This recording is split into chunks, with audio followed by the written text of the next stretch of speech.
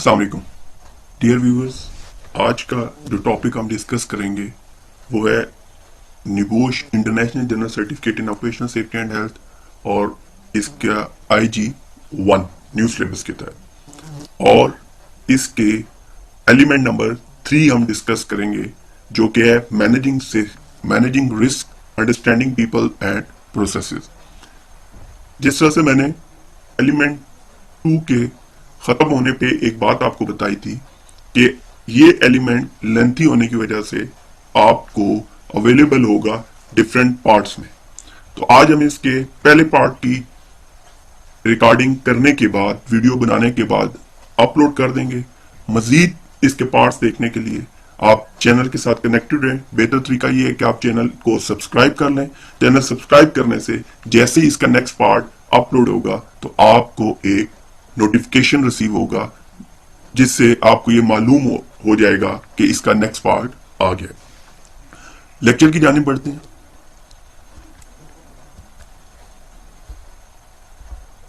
अच्छा, इस element 3 managing risk के अंदर हमारे लर्निंग ऑब्जेक्टिव्स क्या हैं। पहला लर्निंग ऑब्जेक्टिव है describe the concept of health and safety culture and how it influences performance.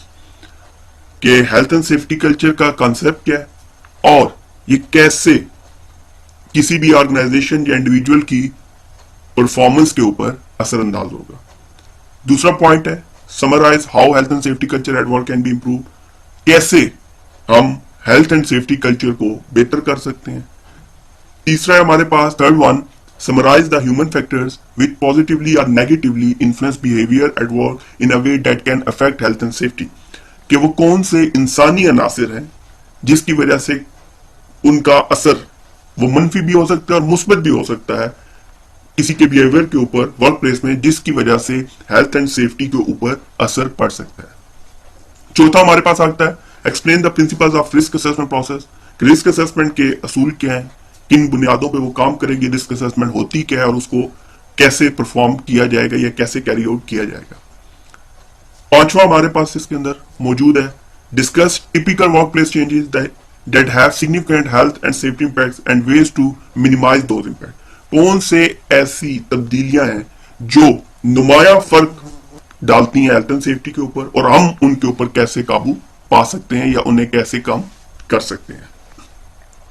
अगला लर्निंग ऑब्जेक्टिव है जी describe what to consider when developing and implementing a safe system of work. हमने किस वक्त एक सेफ सिस्टम ऑफ वर्क को बनाना है, तरतीब देना है, डेवलप करना है कि आप जो भी एक्टिविटीज हैं उनको सेफली परफॉर्म कर सकें। Explain the role, function and operation of a permit to work system.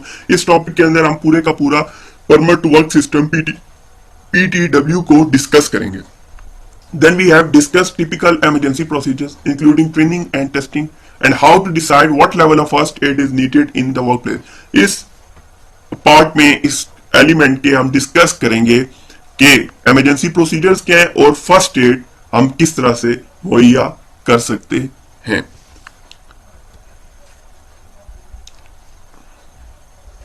Next element 3.1। Element 3.1 का मतलब यह है कि ये एलिमेंट 3 का पहला हिस्सा है जिसके अंदर मौजूद है हेल्थ एंड सेफ्टी कल्चर।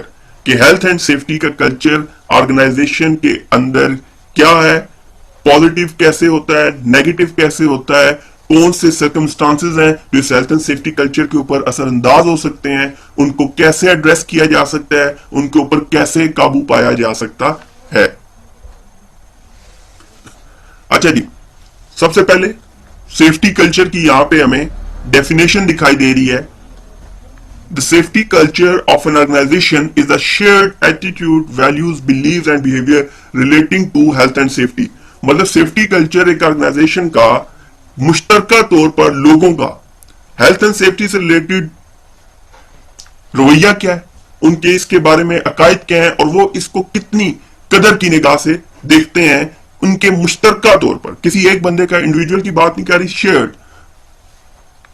हम इसके अंदर शेयर का वर्ड जब आएगा तो मुश्तरका तौर पर लोग हेल्थ एंड सेफ्टी के बारे में क्या राय रखते हैं और उसके ऊपर प्रैक्टिकली कैसे काम करते हैं, तो ये कल्चर कहलाएगा। और नीचे इसमें जैसा दिखाई दे रहा है, इट विल बी पॉजिटिव और नेगेटिव, और ये फिर पॉजिटिव हो या नेगेटिव हो, ये अलग डिस्कशन है। इस टाइम पे हमने सिर्फ इसको डिस्कस किया कि हेल्थ एंड सेफ्टी कल्चर है क्या चीज।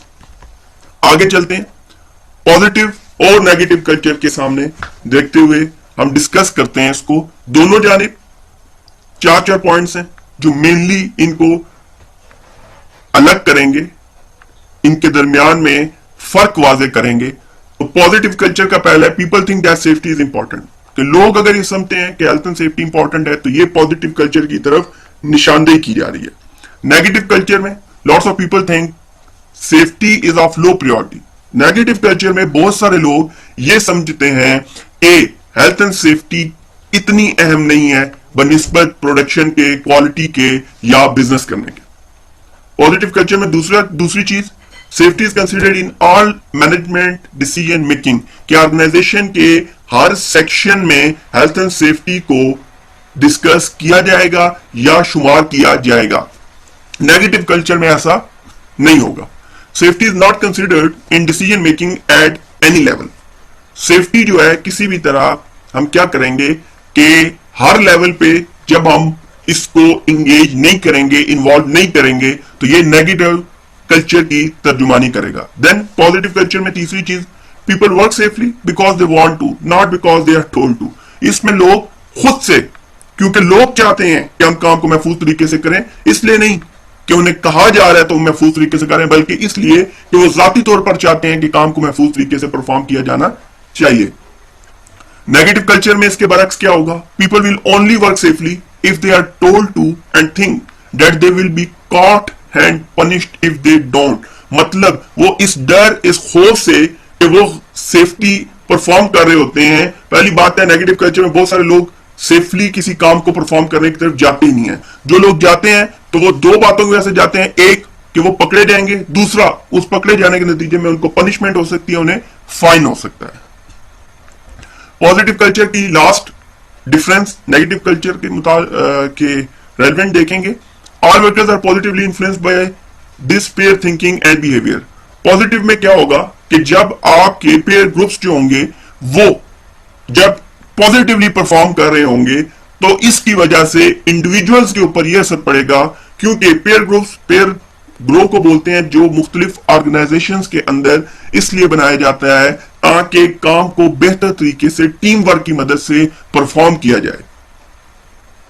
तो क्या होगा कि अगर ये पेयर ग्रुप जो है इसकी थिंकिंग पॉजिटिव है तो वर्कर्स के ऊपर भी इसका इंपैक्ट पॉजिटिव पड़ेगा। दूसरी जानिब अगर नेगेटिव कल्चर होगा तो इसके बरअक्स उस नेगेटिव पेयर ग्रुप की वजह से जो असर है वो भी वर्कर्स के ऊपर नेगेटिव होगा। आगे जी, indicators used to assess culture. अब health and safety culture positive है या नेगेटिव है, हमें इसके बारे में मालूमात कैसे मिलेंगी, हम कैसे जान सकते हैं कि health and safety culture positive है या नेगेटिव है। तो इसके लिए जी इसके इंडिकेटर्स हैं, अलामतें हैं, जिन अलामतों की मदद से हम ये चीज अंदाजा लगाते हैं, इस चीज के बारे में जानते हैं कि आया जो health and safety culture organisation के अंदर इस वक्त मौजूद है वो नेगेटिव है या पॉजिटिव। पहली चीज एक्सीडेंट्स, इसके अंदर आता है एक्सीडेंट रेट्स। अगर एक ऑर्गेनाइजेशन के अंदर एक्सीडेंट रेट ज्यादा है तो वहां पर कल्चर नेगेटिव शो होगा, और अगर एक्सीडेंट रेट्स कम है तो ऐसी सूरत में आपका जो हेल्थ एंड सेफ्टी कल्चर है वो पॉजिटिव है। नेक्स्ट, सिकनेस रेट, कि लोग कितने बीमार हो रहे हैं। लोग बीमार होने की वजह, सिकनेस रेट से तो जाहिर हो गया कि अगर सिकनेस रेट ज्यादा होगा तो वर्कर जो है काम पे नहीं आ पाएगा, तो ऐसी सूरत में भी एब्सेंटिज्म बढ़ेगा। एनी सिकनेस रेट से अगर ज्यादा है तो ऑर्गेनाइजेशन में नेगेटिव कल्चर है, और सिकनेस रेट अगर कम है तो ऑर्गेनाइजेशन के अंदर पॉजिटिव कल्चर है। सिकनेस रेट से पता यह चलता है कि वर्किंग एनवायरनमेंट जो है वो सुइटेबल है। अगर सुइटेबल होगा तो पॉजिटिव कल्चर की तरफ जाएगा, और अगर ये सुइटेबल नहीं है वर्कर के लिए, वर्कर बार बार बीमार हो रहा है, तो ऐसी सूरत में नेगेटिव कल्चर सामने आएगा। एब्सेंटिज्म जी, एब्सेंटिज्म बोलते हैं गैर हाजिरियों के तसलसल को। इसमें ऐसा नहीं कि एक बंदा अगट्ठी छुट्टी पे चला जाए, बल्कि ऐसा है कि एब्सेंटिज्म गैर हाजिरियों का तसलसल इस तरह से है, एक बंदा 2 दिन आता है 2 दिन नहीं आता, 2 दिन आता है 2 दिन नहीं आता। अब इसके पीछे ये जो तसलसल है, अगर ये ज्यादा है गैर हाजिरियों का तसलसल, तो ऐसी सूरत में कल्चर नेगेटिव होगा, और अगर ये तसलसल कम है तो कल्चर पॉजिटिव होगा। एब्सेंटिज्म के पीछे 2 बातें हैं, या तो वर्कर काम की वजह से बीमार हो रहा है और काम पे नहीं आ पा रहा। दूसरी वजह यह है कि जो वर्किंग एनवायरनमेंट है वो उसमें फिट इन नहीं हो रहा, जिसकी वजह से वो अवॉइड कर रहा है वर्किंग एक्टिविटीज को। फोर्थ वन हमारे पास आता है जी स्टाफ टर्नओवर। स्टाफ टर्नओवर में क्या होता है कि लोगों का एक काम पे आना, हायर होना और उसके बाद उस काम को छोड़ के चले जाना। अगर ये टर्नओवर रेट ज्यादा है तो ऐसी सूरत में ऑर्गेनाइजेशन के अंदर कल्चर नेगेटिव होगा, और अगर स्टाफ टर्नओवर रेट कम है, ये ऑर्गेनाइजेशन रिटेन कर रही है अपने एम्प्लॉइज को, तो ऐसी सूरत में कल्चर पॉजिटिव होगा। यहां पे स्टाफ को रिटेन करने का मामला है, स्टाफ को मेंटेन करने का मामला नहीं है। स्टाफ मेंटेन करने से मुराद ये लिया जाएगा कि अगर आपके पास 20 इंप्लॉइज हैं एक काम को करने के लिए, तो वो 20 इंप्लॉइज ही रहें।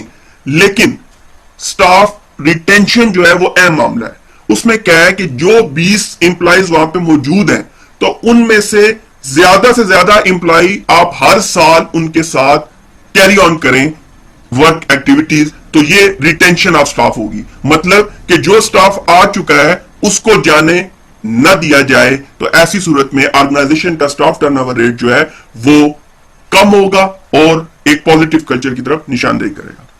कंप्लायंस विद सेफ्टी रूल्स के इससे भी पता चल जाता है कि ऑर्गेनाइजेशन कितना लॉ को फॉलो कर रही है, स्टैंडर्ड्स को, लॉ को कितना फॉलो कर रही है। अगर वो कर रही है तो पॉजिटिव कल्चर, अगर नॉन कंप्लायंस है तो then negative culture. Worker complaints about condition, अगर वर्कर बार बार कंप्लेंट्स कर रहा है कंडीशन के मुतालिक, तो ऐसी सूरत में क्या होगा कि नेगेटिव कल्चर होगा। आप देख सकते हैं कि हर इंसान की क्वालिफिकेशन के बाद या पढ़ाई मुकम्मल होने के बाद उसकी यही कोशिश होती है कि वो एक बेहतर ऑर्गेनाइजेशन में जाके काम करे, जहां की वर्किंग कंडीशंस के बारे में उसने सुना है कि बहुत ज्यादा बेहतर है, जहां पे उसने सुना कि फैसिलिटीज बहुत ज्यादा है। तो इसलिए वर्कर्स का सेटिस्फेक्शन लेवल होना बहुत ही लाजमी चीज है। आगे हमारे पास आ गया इन्फ्लुएंस ऑफ पीयर्स। पीयर्स मैंने आपको पहले ही बता दिया कि पीयर्स किसे बोलते हैं। पीयर ग्रुप जो है बेसिकली लोगों को मुख्तलिफ हिस्सों में, जत्थों में तकसीम कर दिया जाता है किसी भी एक्टिविटी को या वर्क को परफॉर्म करने के लिए, ताकि टीम वर्क की मदद से जो काम एक इंडिविजुअल के ऊपर रिस्पॉन्सिबिलिटी डाल के मुश्किल से परफॉर्म करवाया जा सकता है, वो काम बआसानी इन पेयर ग्रुप्स की मदद से हम करवा सकते हैं। अब इनका असर क्या होगा? बात वही है जिससे हमने पॉजिटिव नेगेटिव कल्चर के डिफरेंस में डिस्टिंक्ट करते हुए हमने उसको डिस्कस किया। तो अगर इनका इन्फ्लुएंस, अगर ये बिहेव पॉजिटिवली कर रहे हैं तो इनका इन्फ्लुएंस पॉजिटिव होगा, और अगर ये बिहेव नेगेटिवली कर रहे हैं तो वर्कर्स के ऊपर इसका इन्फ्लुएंस नेगेटिव होगा। Put people together in group, जो बात मैंने बतला दी। इंटरेक्शन अगर जारी बात है जब ग्रुप बनेगा तो लोग आपस में एक दूसरे से ताल्लुक कायम करेंगे। इन्फ्लुएंस इज एक्सर्टेड, तो ऐसी सूरत में इन्फ्लुएंस पड़ेगा। जैसे 5 लोगों की टीम काम कर रही है तो छठा बंदा जो आएगा उसके ऊपर ऑटोमेटिकली असरअंदाज इस तरह से होगा। अगर वो लोग पॉजिटिव हैं, कल्चर पॉजिटिव है, तो वो नया वर्कर भी पॉजिटिव होगा। अगर कल्चर नेगेटिव है और वर्कर पॉजिटिव है तो ऐसी सूरत में भी आने वाले वर्कर को भी इस पेयर ग्रुप के प्रेशर की वजह से जो परफॉर्म है वो परफॉर्म इस तरह से करेगा कि कल्चर नेगेटिव ही चलता रहे। Hierarchy forms known as pecking order. Hierarchy forms में बेसिकली चीजें कही जाएंगी, जो बात कह दी उसी के तहत चलना पड़ेगा। For example group decided, peer group ने डिसाइड कर लिया we have to perform this activity positively, तो ऐसी सूरत में वो पॉजिटिव करेगा। अगर वो कहते हैं कि नहीं हमने जिस तरह से कर रहे हैं उसी तरह से करना है, नेगेटिव बिहेवियर है उनका, तो ऐसी सूरत में भी वो वही ऑर्डर उसको फॉलो करना पड़ेगा। Norms of behaviour establish. Norms बोलते हैं जी कोई भी काम जिसको उसके सिस्टमैटिक वे में करने की बजाय आम फहम से, आम नॉलेज से, आम कोशिश से करना शुरू कर दिया जाए, कि जिसके लिए आप किसी भी सिस्टम के अंदर जो एसओपीज हैं उनको बलाए ताक रखते हुए आप एक काम को अपनी मर्जी से, अपने तरीके से, आम अल्फाज में जुगाड़ लगा के करना शुरू कर देते हैं, तो वो चीज नॉर्म्स बन जाती है। क्यों? क्योंकि जब उनको कहा भी जाता है कि ये काम इस तरह नहीं इस तरह होगा, तो ये बात कहते हैं कि हम कितने अरसे से इस काम को इसी तरह करते आ रहे हैं। तो ऐसी सूरत में सेफ सिस्टम ऑफ वर्क को छोड़ के, एसओपीज को छोड़ के एक काम को जब मर्जी से करना शुरू कर दिया जाता है, तो ऐसी सूरत में वो काम नॉर्म्स बन जाते हैं। Next, peer group pressure exerted बतला दिया। Good indicators of health and safety culture. Good indicator इसीलिए है क्योंकि ह्यूमन बिहेवियर बहुत ज्यादा असरअंदाज होता है। वर्किंग कंडीशंस, फैसिलिटीज बोलेंगी नहीं, बतलाएंगी नहीं, असरअंदाज नहीं होंगी, उनका असर इतना ज्यादा नहीं है जितना कि ह्यूमन इंटरेक्शन का असर सबसे ज्यादा होता है। आगे जी, peer group pressure can be harness to encourage good safety related behaviour. कहते हैं जी पेयर ग्रुप प्रेशर को आप इस तरह से हार्नेस करेंगे, पहनाएंगे, या इस तरह से आप ऑर्गेनाइजेशन के अंदर इसको डेवलप करेंगे, इंप्लीमेंट करेंगे कि इससे गुड सेफ्टी कल्चर ही प्रोड्यूस हो। ग्रुप एक्सरसाइज आ गई जी। जिस तरह हमारे इस ट्रेनिंग की जो सीरीज चल रही है, इसके अंदर लेक्चर्स की सीरीज चल रही है, इसके अंदर मैं आपको कई बार बता चुका हूं कि आपने कोई भी ग्रुप एक्सरसाइज को छोड़ना नहीं है, किसी भी ग्रुप डिस्कशन को छोड़ना नहीं है, किसी भी मॉड्यूल के फिनिश होने की एक्सरसाइज को आपने छोड़ना नहीं है, बल्कि आपने इसको खुद परफॉर्म करना है प्रैक्टिकली या रिटन फॉर्म में, और उसके बाद आप मुझे शेयर कर सकते हैं। शेयर करने का तरीका वही है, आप मुझे कमेंट करें, आप मुझे ईमेल करें या मुझे व्हाट्सएप करें। अभी बहुत सारी क्यूरीज इस हवाले से रिसीव हो रही हैं और उन लोगों के साथ राब्ते में है मुकम्मल तौर पर, और उनको गाइड किया जा रहा है। और कोशिश की जाएगी कि आहिस्ता आहिस्ता जब हमारे लेक्चर्स की सीरीज कंप्लीट हो जाएगी तो उसके बाद हर एक इंडिविजुअल के जो भी प्रॉब्लम्स हैं, जो चीजें उन्हें सही तरह से समझ नहीं आ रही, जो टॉपिक समझ नहीं आ रहे हैं, तो उन टॉपिक्स के ऊपर भी बाकायदा से लेक्चर जो है वो प्रिपेयर किया जाएगा, बाकायदा लेक्चर डिलीवर किया जाएगा, और वो आपको इसी चैनल के ऊपर अवेलेबल होगा फ्री ऑफ कॉस्ट। अच्छा जी, ग्रुप एक्सरसाइज में जी, what factors could result in the deterioration of an organisation's health and safety culture and health safety performance. कि वो कौन से अनासिर हैं जो किसी ऑर्गेनाइजेशन के हेल्थ एंड सेफ्टी कल्चर और उसकी परफॉर्मेंस के ऊपर असरअंदाज, बुरे तरीके से असरअंदाज हो सकते हैं, डिटोरेशन मतलब खराबी पैदा कर सकते हैं, हालत बदतर कर सकते हैं। तो वो फैक्टर्स आपने तहरीर करने हैं, राइट डाउन करने हैं, और उसके बाद मेरे साथ शेयर करने हैं। आगे चलते हैं जी। एलिमेंट 3.1 हमने देख लिया, हेल्थ एंड सेफ्टी कल्चर। अब एलिमेंट 3.2, एलिमेंट 3.2 है improving health and safety culture. मतलब एलिमेंट 1 में हमने हेल्थ एंड सेफ्टी कल्चर को डिस्कस किया कि ये कैसे पॉजिटिव है, कैसे नेगेटिव है, पेयर ग्रुप कैसे इसके ऊपर असरअंदाज हो सकता है। अब हमें ऐसी सूरत में जो पॉजिटिव है वो तो दी कंटिन्यूस इंप्रूवमेंट की तरफ जाएगा, उसके अंदर तो आपको कुछ भी करने की जरूरत नहीं, सिर्फ सिस्टम को कंटिन्यू फॉर्म में बेहतरी की जानिब आपने गामजन रखना है। तो मेन मसला यह है कि जब कल्चर नेगेटिव हो गया है तो उसको इंप्रूव कैसे किया जाए, और जो कल्चर पॉजिटिव है उसको मजीद बेहतरी की जानिब कैसे लाया जाए। अच्छा जी, पहली चीज improving health and safety culture में आती है मैनेजमेंट कमिटमेंट एंड लीडरशिप। ये चीज अंडरस्टैंडेबल है कि सबसे पहले मैनेजमेंट कमिटमेंट ही एक ऐसी चीज है जो हमें टॉप प्रायोरिटी पे रिक्वायर्ड है। उसके पीछे रीजनिंग क्या है कि for example being health and safety manager, being health and safety officer, being health and safety supervisor, आप चीजों को उस हद तक बेहतर नहीं कर सकते जब तक टॉप मैनेजमेंट कमिटेड ना हो, क्योंकि मेन रिसोर्सेज चाहे वो फाइनेंशियल हो, चाहे वो मटेरियल की शक्ल में है, चाहे वो पीपीईज इक्विपमेंट की शक्ल में है, तो जब तक टॉप मैनेजमेंट कमिटेड नहीं होगी तो उस टाइम तक किसी भी सूरत आपका मैनेजमेंट सिस्टम, आपका हेल्थ एंड सेफ्टी कल्चर बेहतर नहीं हो सकता। सीनियर मैनेजमेंट सेट पॉलिसी, जो सीनियर मैनेजमेंट है वो पॉलिसी सेट करेगी, अंडरस्टूड है, हमने पॉलिसी एलिमेंट 2 के अंदर डिस्कस भी की। और याद रखिएगा ये बात कि नॉर्मली एक लीगल स्टैंडर्ड कहता है कि जब आप 5 या 5 से ज्यादा लोगों को एक ऑर्गेनाइजेशन के अंदर हायर करते हैं तो ऐसी सूरत में आप एक proper health and safety management system develop करेंगे, और आपके ऊपर लाजिम है आर्टिकल नंबर 14 C155 के तहत कि आप एक health and safety policy establish करेंगे, डेवलप करेंगे, और उसको कम्युनिकेट करेंगे अपने तमाम तर वर्कर्स के माबैन। Next we have they also set priorities and target, understood है, ऑब्जेक्टिव्स टारगेट सेट करना टॉप मैनेजमेंट काम है। They must inspire and motivate, और वो इस जानिब लोगों को रागिब करेंगे, रागिब करने में उन्हें वलवला जज्बा दिलाएंगे कि उन्होंने किसी भी चीज को जब भी परफॉर्म करना है तो वो सेफली परफॉर्म करना है। Then we have their leadership cascade through the organisation, जो उनकी लीडरशिप है वो पूरी की पूरी ऑर्गेनाइजेशन के अंदर झलकनी चाहिए, दिखाई देनी चाहिए कि पूरी लीडरशिप मैनेजमेंट कमिटमेंट जो है, मतलब मैनेजमेंट की कमिटमेंट जो लीडरशिप है उसने पूरी ऑर्गेनाइजेशन के गिर्द एक पॉजिटिव कल्चर के लिए आसार कायम किया हो, जिससे हमें वाज़ेह तौर पर दिखाई दे कि हमारी मैनेजमेंट, टॉप मैनेजमेंट कमिटेड है हेल्थ एंड सेफ्टी की जानिब। विजिबल लीडरशिप, किस तरह से दिखाई देगा कि हमारी जो मैनेजमेंट है उसके अंदर लीडरशिप की क्वालिटीज मौजूद है और वो कमिटेड है बिहेविंग सेफली, कि वो सेफली कोई भी काम परफॉर्म करें, इन्वॉल्वमेंट सेफ्टी मीटिंग्स में वो अपना किरदार अपनी शमूलियत इख्तियार करें, doing safety tours and audit, safety audits करें, टूर्स करें, promoting changes to improve safety, enforcing rules through use of discipline और नज़्म ज़ब्त का मुजाहरा करते हुए तमाम असूल कवायद व ज़ाबित को इम्प्लीमेंट ताकत के जरिए नाफिज करने की कोशिश करें। जी आ गया कॉम्पिटेंट वर्कर। कॉम्पिटेंट वर्कर के बारे में मैं पहले बता चुका हूं क्या कॉम्पिटेंट पर्सन हम उसको कैट की एब्रीविएशन में देखते हैं और उसका कैट से अंडरस्टैंडिंग ये है के for knowledge, A for ability, T for training, E for experience, और उसी चीज को यहाँ पर डिस्कस किया जा रहा है। कैसे डिस्कस किया जा रहा है? Competent workers, a competent person is someone who has sufficient training, skills, experience and knowledge and perhaps other attributes such as attitude or physical ability to be able to carry out their job safely.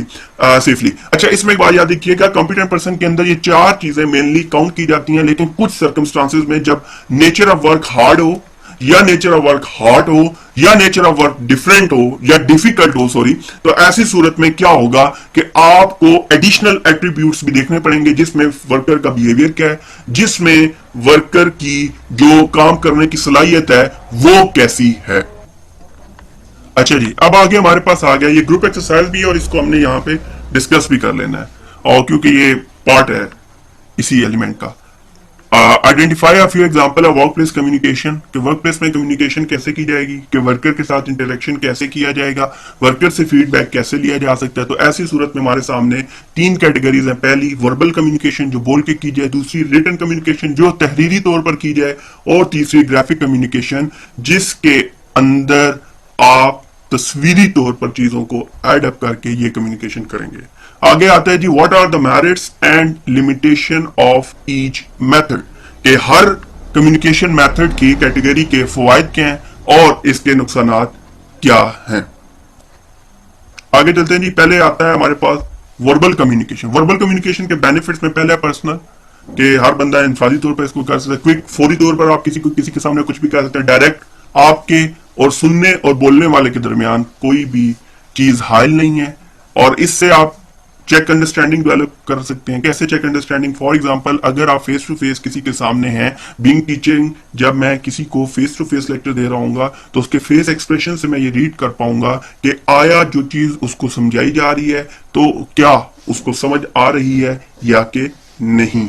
Feedback, उसका कोई सवाल है, कोई चीज पूछना चाहता है, then share views, और ऐसी सूरत में वर्बल कम्युनिकेशन में आप अपने व्यूज शेयर कर सकते हैं, दूसरे के सुन सकते हैं। एडिशनल इंफॉर्मेशन, बॉडी लैंग्वेज, और बॉडी लैंग्वेज से भी कई दफा आप बहुत सारी चीजों को समझाने में कामयाब हो जाते हैं। लिमिटेशंस या डीमेरिट्स या डिसएडवांटेजेस क्या? नंबर 1 लैंग्वेज बैरियर, समझाने वाला इंग्लिश बोल रहा है और अगला उर्दू स्पीकिंग है या हिंदी स्पीकिंग है तो उसको समझ नहीं आएगी। जॉर्गन होता है कि किसी भी आपकी जो फील्ड होती है उसके अंदर स्पेसिफिक जो टर्मिनोलॉजी, स्पेशल वर्ड्स वगैरह यूज किए जाते हैं वो तमाम तर आपके जॉर्गन्स में होते हैं, और वो चीजें मुआवरतन या इस तरह से इस्तेमाल होती हैं, इस्तिलाहात होती हैं कि जिनको इतनी आसानी से हर बंदा समझ नहीं पाता। स्ट्रॉन्ग एक्सेंट डायलेक्ट, आपका अगर बोलने का जो एक्सेंट है, जो तरीकेकार है, वो इतना प्योर है कि उसको भी समझने में कई बार दुश्वारी होती है। बैकग्राउंड नॉइज है जी, उसकी वजह से आवाज क्लियर नहीं है। पुअर हेयरिंग है, सुनने वाले की समात का इशू है, या वो कंसंट्रेट नहीं कर पा रहा बात पे। एम्बिग्विटी, या बात इस तरह से की गई कि वो उलझाव का शिकार होगी, कि बात सीधी तरह से समझ नहीं आ रही। Missing information, forgetting information, no record. Poor, no record इसलिए कि कही हुई बात का आपके पास रिकॉर्ड नहीं होगा। जिस तरह दो बंदों के आप तो थोड़ा बहुत चीजें बेहतर हुई हैं तो रिकॉर्डिंग और इस तरह की चीजें, मोबाइल फोन और इस तरह, लेकिन टेक्निकली इसका कोई रिकॉर्ड नहीं होगा। पुअर क्वालिटी, टेलीफोन RPA जो पब्लिक अनाउंसमेंट सिस्टम होते हैं जिसमें स्पीकर वगैरह, और इस वजह से आपकी जो आवाज है वो उसकी क्वालिटी जो है वो डिस्टर्ब हो सकती है। Then we have written communication, तहरीरी तौर पर बेनिफिट क्या है? परमानेंट रिकॉर्ड में पहले बता चुका हूं, रिकॉर्ड से मुराद हम हमेशा यही लेंगे कि कोई भी चीज तहरीरी तौर पर किस तरह तहरीरी तौर पर जब आएगी तो उसी को ही हम रिकॉर्ड सफर करेंगे, और परमानेंट रिकॉर्ड जब लिख दिया तो मुकम्मल तौर पर तहरीर आपके पास महफूज होगी। रेफरेंस, हवाला जात वगैरह आप दे सकते हैं। Can be written carefully for clarity, और इसके ऊपर बड़ी सोच विचार के बाद लिखा जाएगा ताकि इसको पढ़ने वाला इसके साथ अंडरस्टैंडिंग प्रॉपरली जो है वो अंडरस्टैंड कर पाए इसको। वाइड डिस्ट्रीब्यूशन रिलेटिवली चीपली, और इसको आप बड़े कम खर्चे के ऊपर बड़े दूर तक फैला सकते हैं। जैसे एक ईमेल है, आप एक ईमेल करते हैं और वो रिटन फॉर्म में बहुत दूर तक चली जाती है। उसके लिए आपके सामने जिसको आप ईमेल कर रहे हैं उसका होना लाजिम नहीं है। लिमिटेशंस जी, डीमेरिट्स, डिसएडवांटेजेस क्या है? इनडायरेक्ट है, टाइम टेकिंग है, जॉर्गन एब्रीविएशंस इन्वॉल्व होंगी बीच में जो एक प्रॉब्लम क्रिएट कर सकती हैं। इम्पर्सनल है, जाती हैसियत में नहीं कर रहे। इम्बिग्वियस हो सकता है लैंग्वेज की वजह से, इम्बिग्वियस हो सकता है सेंटेंस स्ट्रक्चर की वजह से कि जो कुछ तहरीर किया जा रहा है वो समझने से कासिर है पढ़ने वाला। मे नॉट बी रीड, और कुछ लोग जो पढ़ नहीं सकेंगे। लैंग्वेज बैरियर हो सकता है, रेसिपिएंट में not be able to read. अच्छा, बहुत सारी आप अक्सर देखते हैं कि बहुत सारी ईमेल्स हमें भी आती हैं, ये बहुत सारी चीजें हमारे सामने से गुजरती हैं, लेकिन बहुत ज्यादा होने की वजह से हम कई दफा उनको पढ़ने से वो चीजें रह जाती हैं और ऐसी सूरत में ओवरलुक हो जाती हैं और बहुत सारी अहम चीजें भी इस मसले में आपकी रह जाती हैं। नो इमीडिएट फीडबैक, फौरन नहीं आएगा जी, पढ़ने वाला पढ़ेगा, देखने वाला देखेगा इसको और उसके बाद जाके वो कोई फीडबैक देगा। कैन नॉट क्वेश्चन, अंडरस्टूड है, रिटन फॉर्म पे क्वेश्चन करना किया नहीं जा सकेगा। और इंपेयर्ड विजन, इंपेयर्ड विजन यही है कि बार बार ईमेल्स आ रही हैं, इररेलेवेंट रेलेवेंट ईमेल्स बीच में आ रही हैं, तो ऐसी सूरत में बार बार ईमेल से जब आप उकता जाएंगे तो ऐसी सूरत में आप बीच में से कोई भी important written communication miss out कर सकते हैं। आगे जी, ग्राफिक कम्युनिकेशन। ग्राफिक कम्युनिकेशन में क्या होगा कि आप तस्वीरें बना के, आप अलामतें जाहिर करके, आप प्ले कार्ड बना के, आप पोस्टर्स बना के आप ग्राफिक कम्युनिकेशन कर सकते हैं।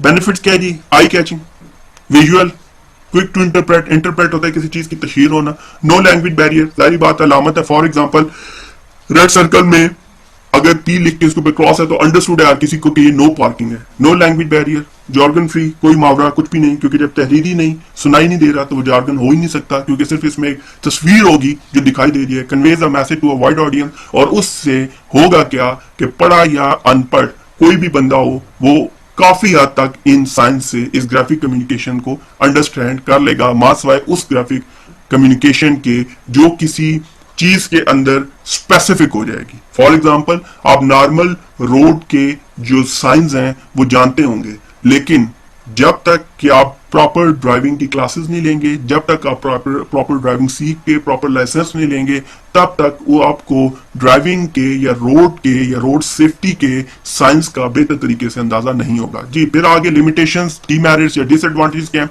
सिंपल मैसेजेस हैं, इतनी अभी डिटेल समझ नहीं आएगी। एक्सपेंसिव भी हो सकते हैं, क्योंकि प्ले कार्ड बनाना, प्रिंट करवाना, उसके बाद पेस्टिंग वगैरह में नॉट बी लुक्ड एट, कई दफा रह भी जाएंगे अगर बहुत ज्यादा, जिस तरह आजकल बिल बोर्ड्स बहुत ज्यादा हो गए हर जगह। गुंजान सिटीज, आपकी सिटीज जो है वो कंजेस्टेड हो गई, जगह जगह बिल बोर्ड्स, जिस वजह से बहुत सारी जगहों पे बहुत सारे ऐसे जो ग्राफिक कम्युनिकेशन है वो अनअटेंडेड ही रह जाती है। सिंबल्स और पिक्टोग्राम्स में भी अननोन हो सकता है, जिसका मैंने अभी आपको डिस्कस किया।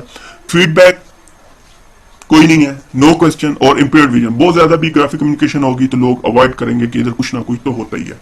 ब्रॉडकास्टिंग मेथड्स की बात करें कि इन कम्युनिकेशन के जरिए तो आगे, अब इसके बाद ये ग्राफिक कम्युनिकेशन हम करेंगे कैसे जी? नोटिस बोर्ड्स यूज करेंगे, जैसे स्कूल, कॉलेजेस, आपके ऑर्गेनाइजेशंस के अंदर ये मौजूद होते हैं, जहां पे हर अहम अपडेट खबर को नशर किया जाता है। Posters and videos, digital media, tool box talk जिनको टीबीटी बोलते हैं, टूल बॉक्स टॉक्स, टीबीटी अक्सर काम शुरू होने से पहले कोई भी ऑर्गेनाइजेशन करती है। Memos and emails, workers handbook, worker handbook, छोटे छोटे मैनुअल्स बना दिए जाएंगे ताकि हर वर्कर के पास वो मैनुअल पहुंच सके और उस मैनुअल को सामने रखते हुए वो समझने की कोशिश करें। आगे जी, आगे हमारे पास इसके अंदर ग्रुप एक्सरसाइज, ये है जी ग्रुप एक्सरसाइज। ये ग्रुप डिस्कशन ही है, ग्रुप एक्सरसाइज है। तो ग्रुप एक्सरसाइज जैसे ही आई तो इससे अंडरस्टूड है कि आप ही ने इसको परफॉर्म करना है और परफॉर्म करने के बाद मुझे शेयर करना है। ग्रुप एक्सरसाइज है जी, what are the merits and limitation of using safety poster as a form of propaganda. कहता है कि इस चीज के अगर आप सेफ्टी पोस्टर यूज कर रहे हैं as a form of propaganda, मतलब कि आप झूठ और इस तरह से करने के लिए अगर आप कर रहे हैं, तो एक हेल्थ एंड सेफ्टी के जो पोस्टर है उसकी लिमिटेशंस क्या होनी चाहिए, उसके फवायद क्या होंगे जो किसी भी जगह पे हम इस्तेमाल करेंगे। हमारा ये एलिमेंट 3 का पार्ट यहीं तक था। अगले पार्ट के लिए कनेक्टेड रहें चैनल के थ्रू, चैनल सब्सक्राइब कर दीजिए ताकि जैसे ही इसका अगला पार्ट आपके पास अपलोड हो तो वो फौरन से आपको नोटिफिकेशन आ जाएगा और आप अपनी लर्निंग को यहीं से आगे स्टार्ट कर सकते हैं। अब तक के लिए इतना ही। अगले लेक्चर की वीडियो में बहुत जल्द आपसे मुलाकात होती है।